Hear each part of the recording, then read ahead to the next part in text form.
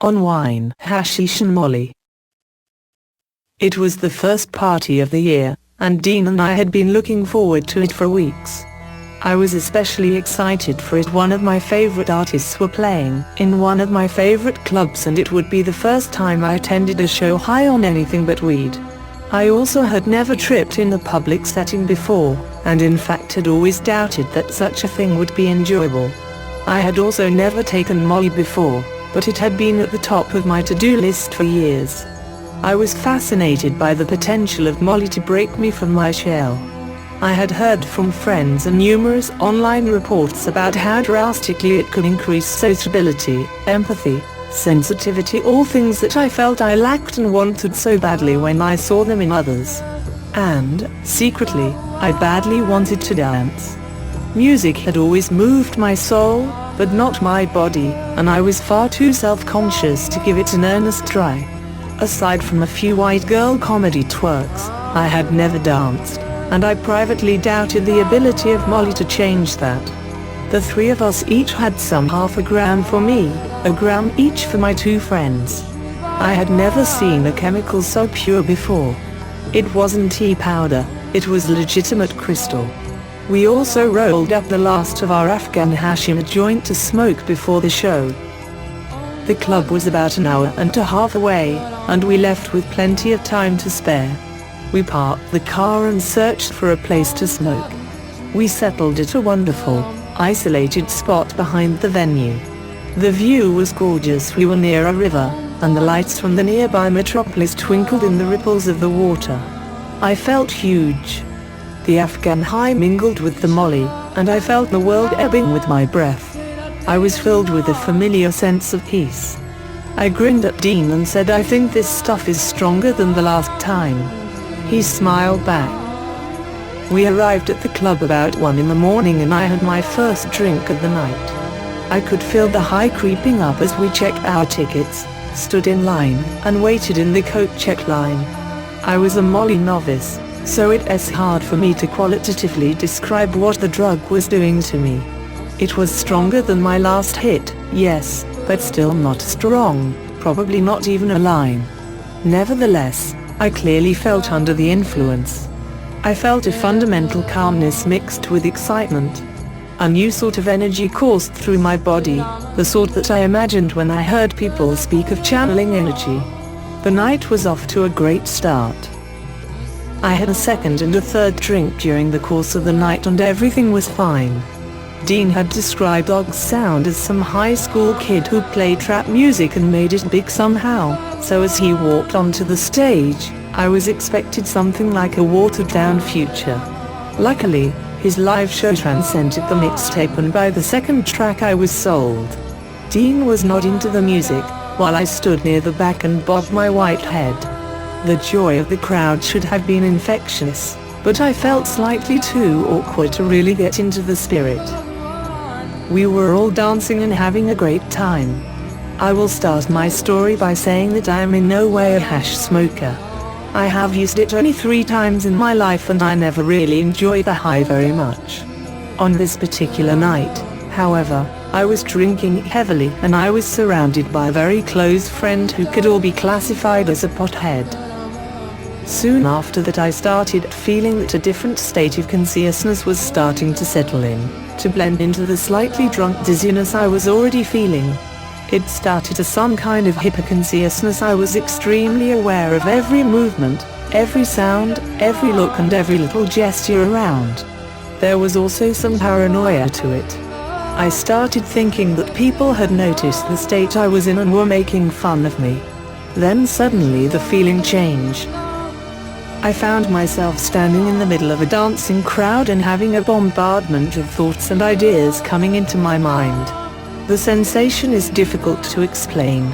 I would have an idea, and then that image would give rise to 5 different ones, and those 5 would equally multiply by 5, until I was unable to keep track of my own thoughts. Of course, none of these ideas had any sense or were attached to reality in any way. It was pretty much a flow of intellectual images. There was logic to them in a certain way, but I think this logic was just an illusion. Unfortunately, I am unable to recall any of the ideas that crossed my mind during those minutes. In fact, even as I was experiencing this, I couldn't remember the ideas after a few seconds. The flow was so fast, I guess there was no space left in mind to use memory. This is the weirdest sensation I've ever had in my life. In a way, I wasn't really thinking about anything, but I was thinking about all these exponentially multiplying ideas at the same time. And there still was a little spot in the back of my mind that was watching all this chaos from the outside, recording all the sensations and keeping the real me alive and conscious. One of my friends described it as coming in waves. He'd be high, start to sober slightly, then feel real high again. As the alcohol and THC mingled happily together within my synapses, waves of chemical pleasure assaulted my brain and perception mechanisms. The simple task of focusing became literally impossible. I felt that if my eyes stopped moving, I might miss something, and so I sat there for about 5 minutes, shifting my eyes as fast as possible, never actually seeing anything at all. My perception of depth became completely compromised, as objects in my retinas were always closer than they appeared. This effect cycled in and out in overwhelming waves that I thoroughly enjoyed. At this point, I lose track of the chronological order of things. I remember bits and pieces, but mostly I remember dancing. According to a text I sent to Tyres, I took my second dose at around 2 o'clock. I was feeling amazing at that point. I could have done anything. I loved everyone there. I could have hugged the world. It wasn't a sense of ecstasy or straight-up happiness like the name might imply. I wasn't quite euphoric or giddy with happiness, although that was a part of it and I was pretty happy. I just felt as good as I've ever felt in my life, physically, mentally and everything else. And I wanted to dance. Everywhere I look I am surrounded by smiling people. There are no cliques, every group is wide open. At the end of each song everyone on the floor is hugging and kissing one another. I've never been to anything like this. The room is about to explode with love. I can see my bliss reflected on so many faces, and the faces where I see as we lock eyes and we know, we just know, we are connected, we are one, and it is all so beautiful. I never want this to end. Throughout these glorious minutes I laughed ceaselessly at the fact that we as humans are conditioned to believe that such experiences are evil and should be avoided. Nobody can tell me that what I felt was wrong, evil, negative, detrimental, or bad in any sense of the words. I was where I wanted to be, forever. I became very aware that my usual veil of self-consciousness was slowly being dismantled. This process became oddly tangible, as bricks of my shield were smashed away by rushes of THC and its alcoholic sidekick. I really enjoyed not being bothered with the complications of a conscious thought process. My brain was existing in a pure and quintessential form, and I loved it. I said anything I felt, and I did anything I wanted to. I remember the first instant that I knew I was rolling. And that was it. My jeans rubbing against my legs as I moved felt good in a way that nothing had ever felt good before, like a magical, perfectly soft fabric rubbing along the smoothest skin. And at that instant, the other effects of the drug began to fill me. The music took on wonderful new qualities where before the music had seemed almost too loud. I now relished in the volume. My senses were hungry for everything, and I devoured the lights, the now beautiful clothing and movements of those around me, and the music. I had the thought some months before, while listening to a sprawling Ortheka track while on 2CE, that psychedelics didn't just improve music but totally altered it. It was like software running on different hardware, like it pushed separate and previously unknown switches. Mudma is similar, I think. I didn't simply begin to enjoy more the music I had been hearing, it took on a brand new quality. I could feel the pounding bass shake my body, but it resonated throughout every part of me. I was like a starving man, and the music was my feast.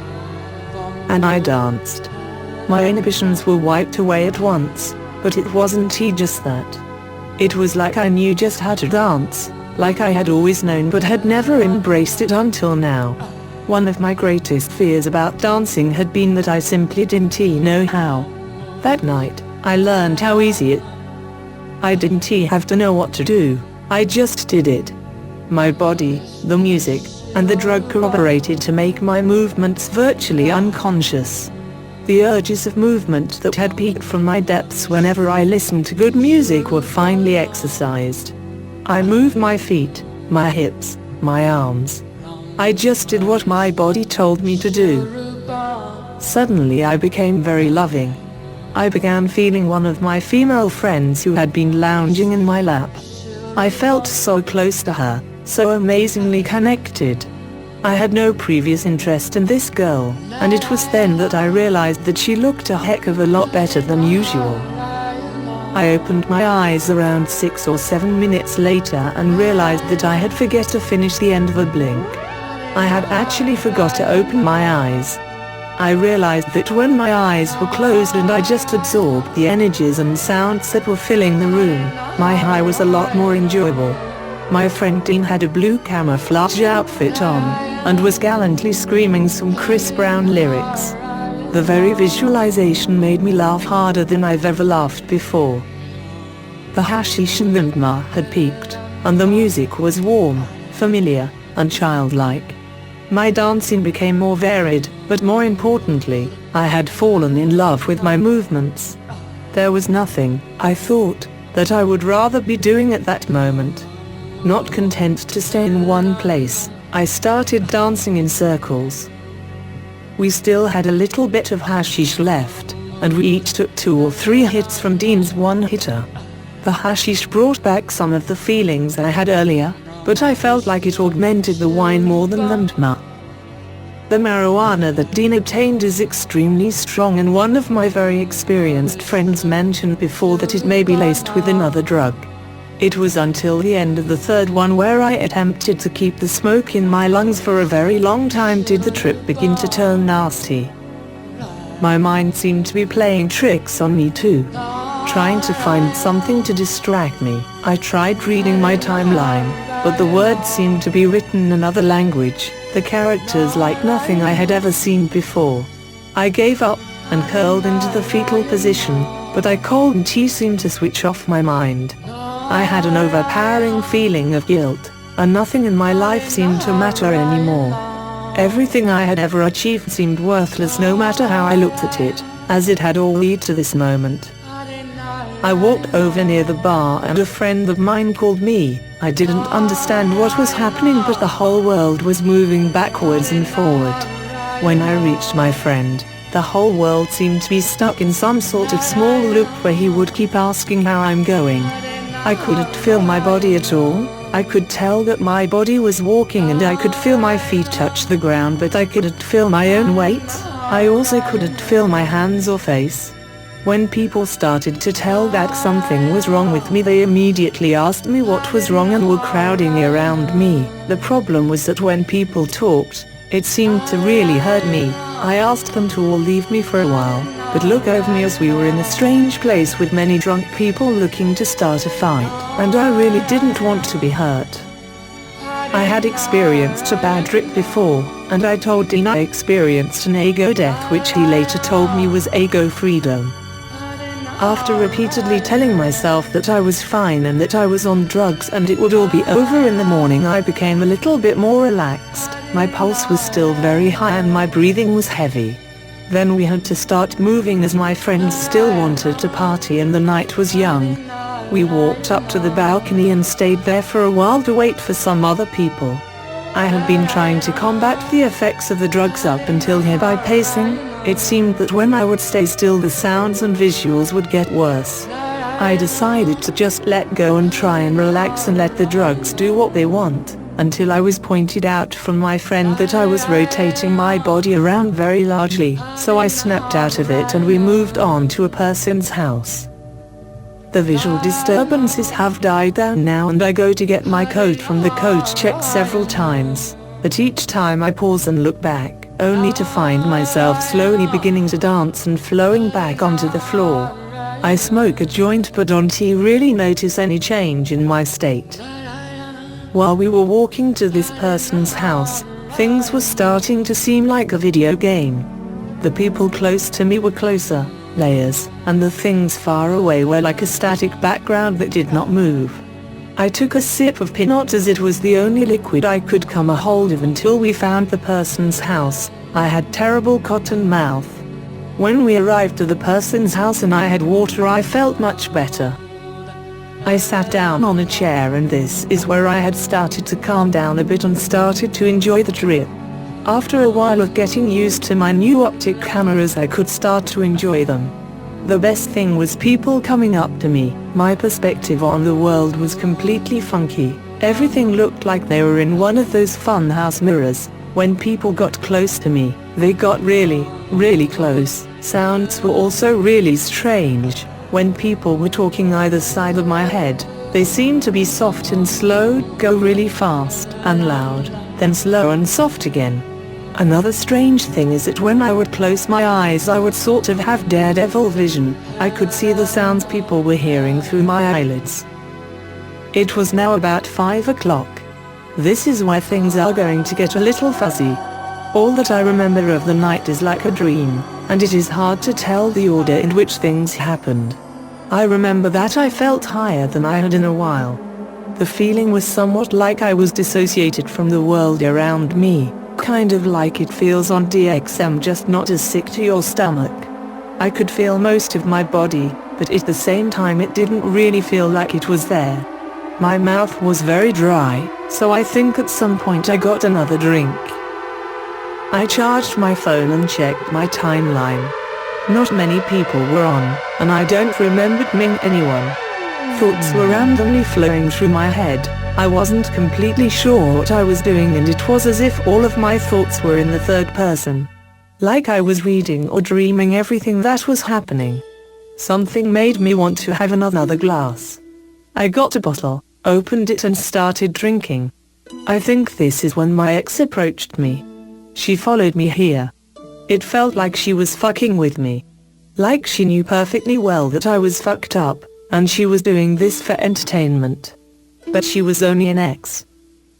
Not sure what time it is now. But this is when I started feeling sick.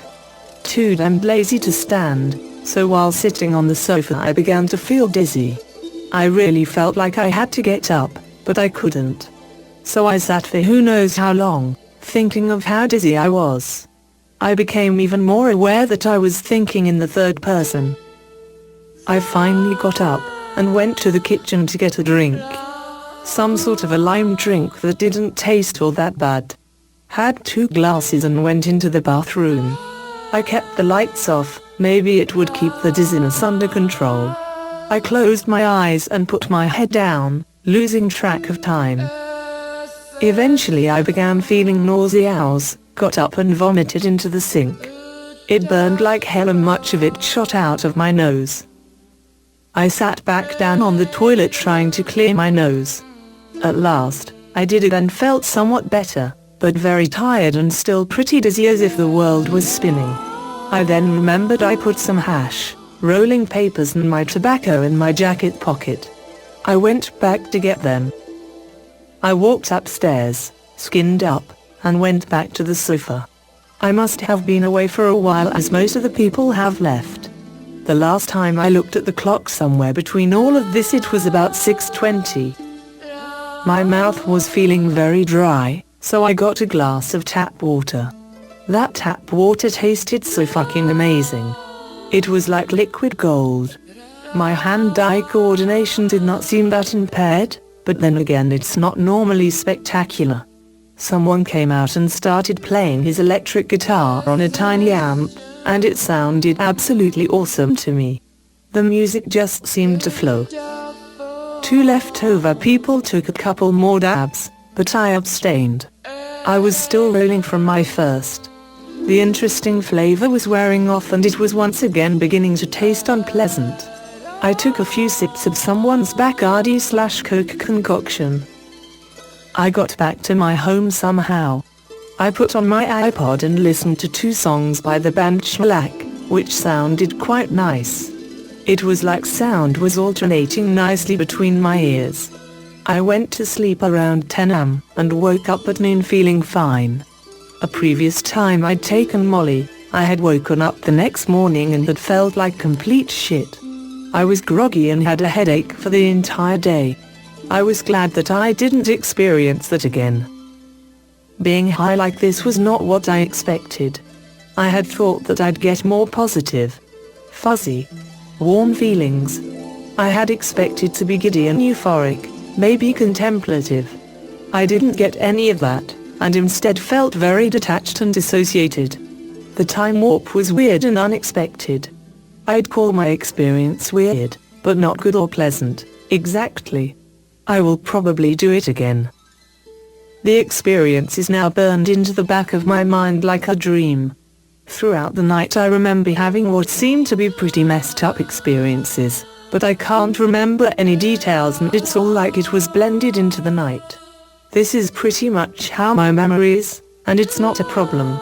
I smoke hashish pretty frequently now, and have done ecstasy almost every other week the past few months and occasionally take coke. Very rarely do I drink wine. Everything that happens to me, everything I say and do is somewhat of a dream to me.